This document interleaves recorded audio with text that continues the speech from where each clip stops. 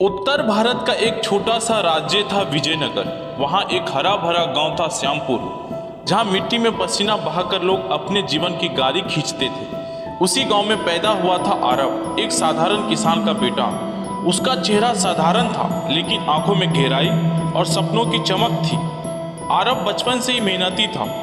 सुबह सूरज के साथ खेतों में उतर जाता और शाम को माँ के हाथों बनी मोटी रोटी खाकर संतोष से सो जाता। पढ़ा लिखा नहीं था, लेकिन सोच में गहराई थी। दिल में एक सपना था, कुछ बनने का, कुछ पाने का। राजमहल की सबसे ऊंची बालकनी पर खड़ी थी राजकुमारी मेहर, एक राजा की इकलौती बेटी, जिसके पास हर ऐश्वर्य था, लेकिन आज़ादी नहीं थी। उसकी आंखों में कुछ अधूरा सा था। दिन भर दरबार की नीतियों, महल के ठाट, लेकिन रात को वो तारे गिनती और ख्वाब बुनती। राजा ने उसे बचपन से सिखाया कि राजकुमारी कभी आम लोगों से नहीं मिलती, लेकिन मेहर को हमेशा महल की दीवारों से बाहर की दुनिया लुभाती थी। खुले खेत, रंग बिरंगे मेले और वो सच्चे लोग जो झूठी मुस्कान नहीं पहनते। एक दिन श्यामपुर में सालाना मेला लगा। आसपास के गांवों से लोग आए। मेहर एक सादी साड़ी पहनकर अपनी दासी के साथ चुपचाप भीड़ में शामिल हो गई। राजसी आभूषण नहीं पहने थे, सिर्फ एक कांच की चूड़ियां और साधारण बिंदी। और वही भीड़ के बीच पहली बार उसकी नजर आरव से टकराई। वो पल जैसे हवा में थम गई हो। आरव ने पहले उसे एक आम लड़की समझी। उसकी आंखों में कुछ था, जैसे किसी गहरी पीड़ा को छिपा रही हो, और मेहर को उसके भोले चेहरे और आंखों की ईमानदारी ने खींच लाई।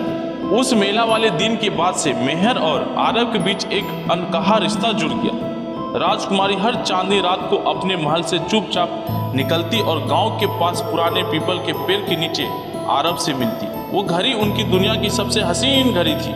आरव उससे जीवन की सच्चाइयाँ बांटता, मिट्टी, मेहनत, संघर्ष, और मेहर उससे अपने दिल के डर बांटती।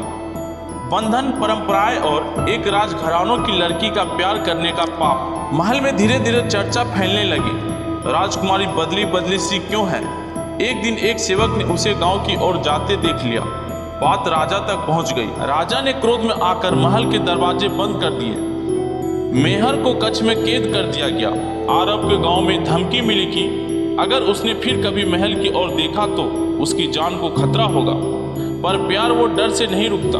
एक रात मेहर ने महल छोड़ने का फैसला कर लिया। वो आरव के पास पहुंची और कहा, या तो मैं तुम्हारे साथ इस मिट्टी की जिंदगी जीऊंगी या फिर किसी बंधन में नहीं। आरव भी जानता था कि अब पीछे हटना नामुमकिन है। मेहर बिना पीछे देखे महल छोड़ चुकी थी। राजकुमारी अब महलों की नहीं, प्यार की जुबान बोल रही थी। वो सीधे श्यामपुर पहुंची, जहां आरव उसे देखकर हैरान रह गया। क्या तुम सच में सब छोड़कर? हाँ, मेहर ने कहा, तुम्हारे साथ मिट्टी में रहना मुझे महल में कैद रहने से बेहतर लगता है। गांव वालों को जब ये पता चला तो कुछ चौंके, कुछ डर गए, लेकिन धीरे धीरे सबके दिल जीत लिए मेहर ने। कभी खेतों में हाथ बटाकर, कभी बूढ़ी दादी को मालिश करके। जब राजा को ये पता चला कि उसकी बेटी अब गांव में एक गरीब के साथ रह रही है, उसका क्रोध बुझने की जगह दर्द में बदल गया। उसकी पत्नी रानी ने समझाया, अगर हमने उसे हमेशा अपने बंधनों में रखा तो गलती हमारी है, आरव की नहीं। कुछ दिनों बाद राजा स्वयं श्यामपुर आया, राजसी घोड़े पर नहीं, पैदल। वहां उसने आरव को देखा, मिट्टी में पैर खड़े हुए, लेकिन आंखों में ईमानदारी और प्रेम। क्या तुम मेरी बेटी को सुख दे सकोगे? राजा ने पूछा। आरव ने सिर झुका लिया, फिर बोला, मैं उसे सोने का महल नहीं दे सकता, लेकिन सच्चा मन और मेहनत से बना घर जरूर दूंगा। आरव की ये बात सुनकर राजा की आंखें नम हो गई। राजा ने सबके सामने मेहर और आरव की शादी करवाई। शाही नहीं, सादगी से, लेकिन वो प्यार और सच्चाई से भरी थी। वो शादी गांव की मिट्टी में हुई, लेकिन उससे निकली खुशबू पूरे राज्य में फैली। मेहर अब राजकुमारी नहीं थी, वो माटी की रानी बन गई थी, और आरव माटी की राजकुमार।